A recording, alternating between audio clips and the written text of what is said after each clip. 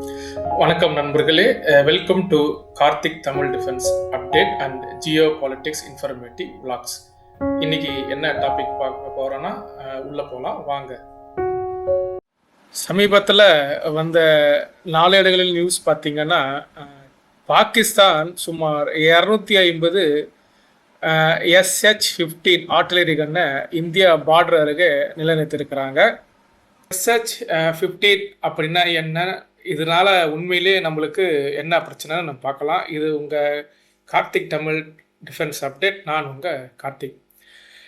SH-15 என்றால் என்ன அப்படின்னா, இது ஒரு சைனீஸ் PCL-181 அப்படின்னு அவங்களோட ஒரு ஆர்டிலரி சிஸ்டம்.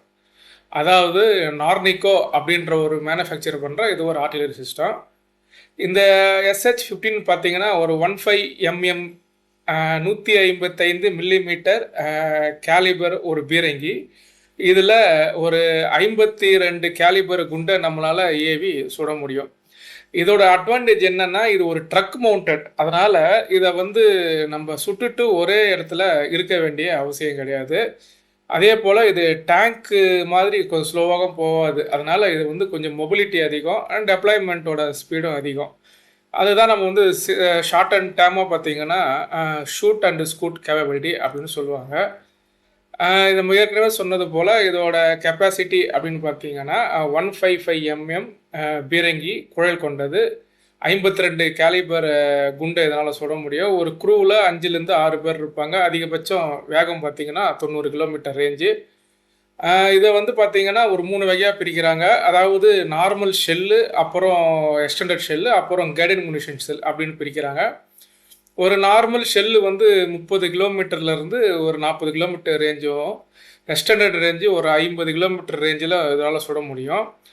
இதுவே கைடட் முனிஷன் மூலயமா சுட முடியுதுன்னா ஒரு 60லேருந்து 70 கிலோமீட்டர் சுட முடியும்னு சொல்கிறாங்க. இது ஏன் இப்போ இந்திய எல்லையில் நிறுத்தியிருக்கிறாங்க அப்படின்னு தான் பார்க்கணும். அதுவும் கிட்டத்தட்ட ஒரு 250 அப்படின்னு ஒரு நம்பர் சொல்கிறாங்க. வடக்கு முதல் தெற்கு வரை பல முக்கிய எல்லை பகுதிகளில் இதை நிலைநிறுத்திருக்கிறாங்க அப்படின்னு சொல்கிறாங்க. இது ஒரு பாகிஸ்தானுடைய கன்வென்ஷனல் ஆர்டிலரி ஃபயர் பவரை அதிகரிக்க முயற்சியாக பார்க்கப்படுகிறது தவிர, இது இந்தியாவுக்கு எந்த வகையிலும் ஒரு அச்சுறுத்தலாக இருக்காது. காரணம், நமது இந்தியா நம்மளோட ஆர்டிலரி ஸ்ட்ரென்த்தை பயங்கரமாக ரெட்டிப்பாக்கிட்டு வராங்க. நிறைய பீரங்கிகளை படையில் கூடிய சீக்கிரத்தில் இணைக்க போகிறாங்க. அதனால் பாகிஸ்தான் இப்படி ஒரு வேலையை போஸ்ட் ஆப்ரேஷன் சிந்தூருக்கு அப்புறமா இவங்க செய்கிற ஒரு பெரிய டெப்ளாய்மெண்ட்னு இதை போகிறாங்க. சரி, இந்தியாவிடம் இதற்கான என்ன கவுண்டர் சிஸ்டம் இருக்குன்னு பார்த்தீங்கன்னா, நம்மக்கிட்ட ஊறப்பட்ட கவுண்டர் சிஸ்டம் இருக்குது. அதாவது ஆக்டிவ் அப்புறம் அப்கமிங் அப்படின்னு நம்ம ரெண்டாக பிரிக்கலாம். ஆக்டிவில் பார்த்தீங்கன்னா நம்மக்கிட்ட K9 வஜ்ரா அப்படின்னு சொல்லுது. K9 வஜ்ரா என்பது ஒரு ட்ரக் மவுண்டட் கிடையாது, ஆனால் இது ஒரு செல்ஃப் ப்ரொஃபைல்டு ஆவிட்சர். இதனால் பயங்கரமான பதிலடியை கொடுக்க முடியும். காரணம், ஒரு K9 வஜ்ரா என்பது 40லேருந்து 48 கிலோமீட்டர் 50 கிலோமீட்டர் சுடும் தன்மது. இது பார்த்தீங்கன்னா லடாக் போன்ற மிக உயரிய மற்றும் அடர்ந்த குளிர் பிரதேசங்களில் நம்ம பயன்படுத்தி சோதனையில் நிரூபிச்சிருக்கிறோம். அடுத்தது பார்த்தீங்கன்னா தனுஷ் ஓவிசர் அப்படின்னு சொல்லுவாங்க. இது ஒரு டவுடு அரே அப்படின்னு சொல்லுவாங்க. அதாவது முதல்ல நம்ம ஒன்று புரிஞ்சுக்கணும், ட்ரக் மவுண்டட் கன் ஆர்டிலரி சிஸ்டத்துக்கும் ட்ரவ் அப்படின்றதுக்கும் என்ன டிஃபரன்ஸ்னால், ட்ரக் மவுண்டட் ஆர்டிலரி சிஸ்டத்தில் அந்த கன்னை ஒரு ட்ரக்கில் மவுண்ட் பண்ணி எடுத்துகிட்டு போவாங்க. ஒரு டவுடு அரே ஆர்டிலரி சிஸ்டம் அப்படின்னா ஒரு வண்டியில் இந்த பீரங்கியை டவ் பண்ணி எடுத்துகிட்டு போவாங்க. இதனால் ட்ரக் மவுண்டடில் ஒரு சில அட்வான்டேஜ் இருக்குது. இருந்தாலும் தனுஷ் அப்படின்றது ஒரு மேம்படுத்தப்பட்ட போபர்ஸ் பீரங்கியை போன்று ஒரு மேம்படுத்தப்பட்ட திட்டம் அப்படின்னு தான் சொல்லலாம். இதையடுத்து நம்மளோட ஆக்டிவாக என்ன இருக்குன்னா, ஸ்வாதி அப்படின்ற ஒரு கவுண்டர் பேட்டரி ரேடார், அதாவது வெப்பன் லொக்கேட்டிங் ரேடார் அப்படின்னு சொல்லுவாங்க. இதை எதிரி சுட ஆரம்பித்த சில வினாடிகளில் எங்கேருந்து சுடுறாங்க, எந்த வகையான ஆர்டிலரியை பயன்படுத்துகிறாங்க அப்படின்னு நம்ம ஈஸியாக கண்டுபிடிக்க முடியும். இதுதான் நம்ம சொன்னோம் இல்லையா, இந்த ட்ரக் மவுண்டடில் என்ன ஒரே ஒரு அட்வான்டேஜ்னா, இப்போ அவங்க கண்டினியூஸாக ஒரு 10 ரவுண்டு 12 ரவுண்டு சுட்டுட்டு அங்கேருந்து அவங்களால அதை ஈஸியாக எடுத்துகிட்டு போக முடியும். நம்ம சுவாதி வெப்பன் ரொக்கேட்டிங் ரேடாரில் கண்டுபிடிச்சாலும் அங்கேருந்து அவங்க வேறு இடத்துக்கு மாற்ற முடியும். திருப்பி நம்ம அந்த ரேடாரை பயன்படுத்தி அவங்களோட எக்ஸாக்ட் லொக்கேஷனை நம்ம கண்டுபிடிக்கணும். இதுக்கடுத்து பார்த்தீங்கன்னா யூஏவி சர்வைலன்ஸ், அதாவது அன்மேன்ட் வெஹிக்கிள் சர்வைலன்ஸில் நம்மக்கிட்ட ஹெரான் இருக்குது. இது மட்டும் இல்லாமல் MQ-9B வருங்கால பயன்பாட்டுக்கு வரப்போகுது.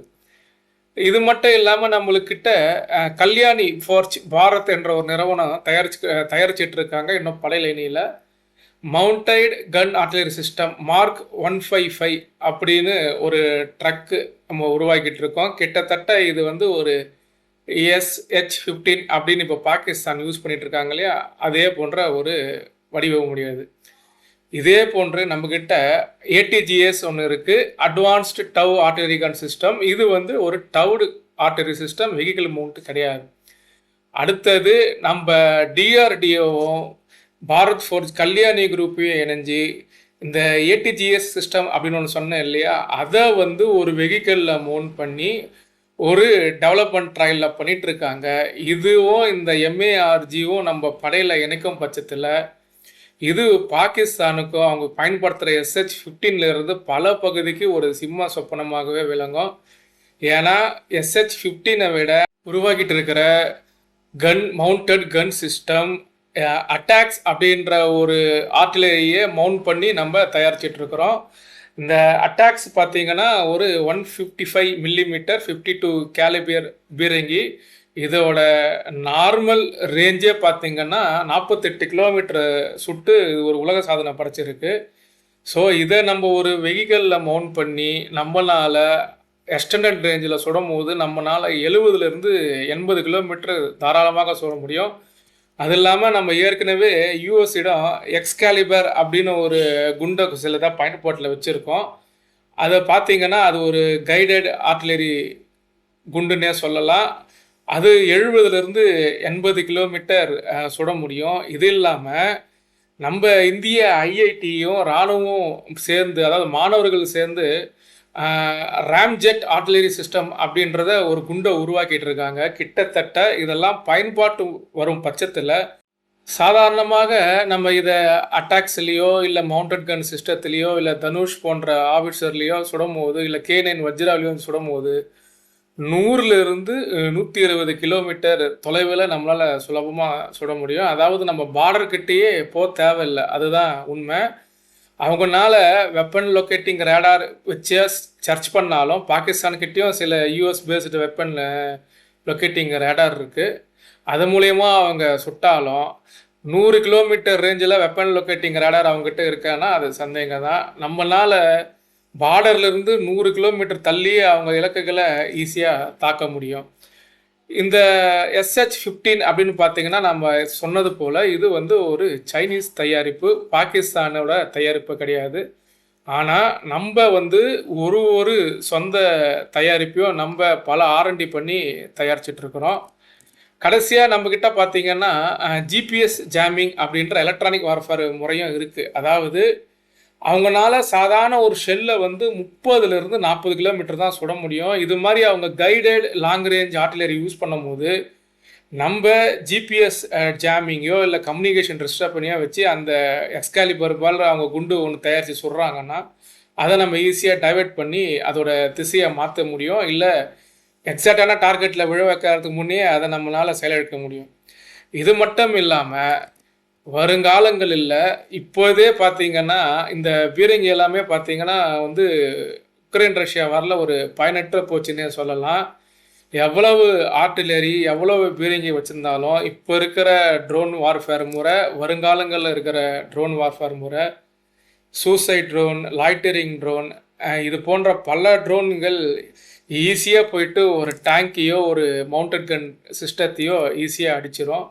அதுக்கான கவுண்டர் மெஷரையும் உருவாக்கினா மட்டுமே வருங்காலங்களில் இந்த மாதிரி பீரங்கி படையை நம்மளால் காப்பாற்ற முடியும்.